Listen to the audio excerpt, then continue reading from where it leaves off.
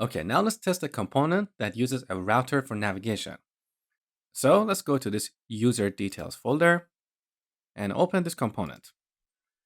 So in this component, when we click the save button, we are going to take the user to the users page.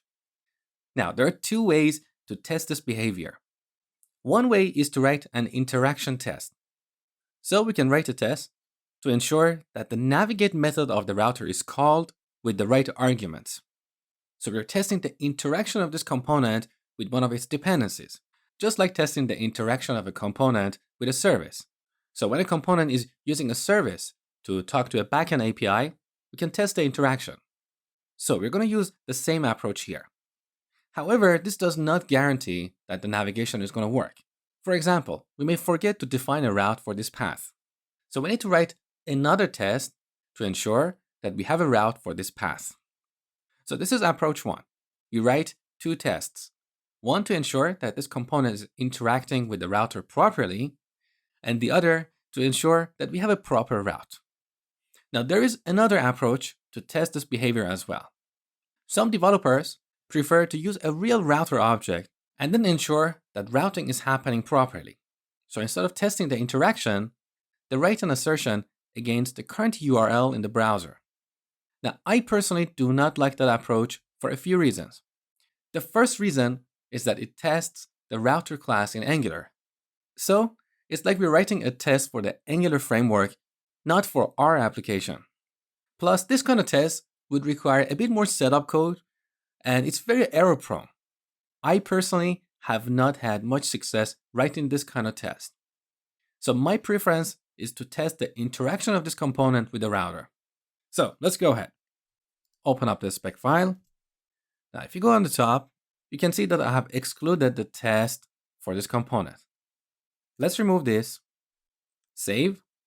I want to show you an error that we get before writing any test here. Okay, here's the error. No provider for router. And this error happens on this line here. We cannot even create an instance of this component. So to fix this error, we have two options here. One way is to import the router module, but that would make this test work with a real router. I don't want to work with a real router here because it's going to add some complexity in our setup code. We have to register routes, we have to change the declarations, and also this is very error prone. We get various kinds of errors for the router not working properly in this environment. So in this lecture, I'm going to show you a technique for creating a fake router, which we call a stub. This is a technique that you can use in a lot of tests, not necessarily related to routers. So anytime your component has dependencies and providing those dependencies is going to be complex, you can provide a fake implementation. So I'm going to go here. Before the describe block, I'm going to declare a class called router stub. Now here, I'm going to create a dummy and lightweight implementation of the router class in Angular. So let's go back to our component. Here we're using the navigate method of the router class. So I'm going to add a navigate method here. That's going to take some parameters. And I'm going to leave the implementation empty. It's a dummy implementation. That's why we call this class a stub. Now we don't need to add all the other methods of the router class. We only need the methods that we have used in our component under test. So back here to the configuration of our testing module, I'm going to add providers. Now here, I want to tell Angular to replace the router class with our router stub. And for that, we use a special syntax. So previously, we just added a name of a class here, like router, and this would register this class as a provider. Now we're going to supply an object. This object needs two properties. One is provide, and here we add our router class. Now I need to import it on the top. So import router from @angular/router. The second property of this object is use class. And here we add router stub. So with this, we're telling Angular that when it sees router as one of the parameters of the constructor of our component, it should create an instance of the router stub class. So here's our component.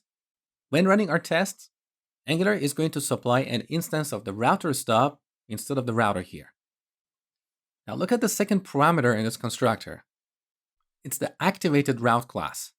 So similarly, we should create a stub for the activated route. So back in our spec file, I'm going to create a class, activated route stub. Now, what members do we need here? Let's go back to our component. This is the line where we're using this activated route. So we're using this params property, which is an observable. So this is the only member of the activated route class that we have used here, and we need to add it to our stub. So I add params here, which is an observable. Now let's import the observable from rx.js. Okay, now back to the configuration of our testing module. I'm going to duplicate this line and change this accordingly. So for activated route, use class activated route stub. Now we have a compilation error, so we need to import the activated route class. On the top, I'm going to import it here, activated route. Now let's save and see if we can create an instance of the component under test. Okay, we got an error, cannot read property subscribe of undefined. The reason we got this error is because here we're subscribing to this observable. However, back here in our stub, we have not initialized this property, so it's undefined.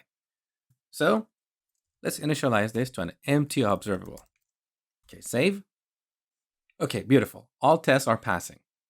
So now we can create an instance of the user details component.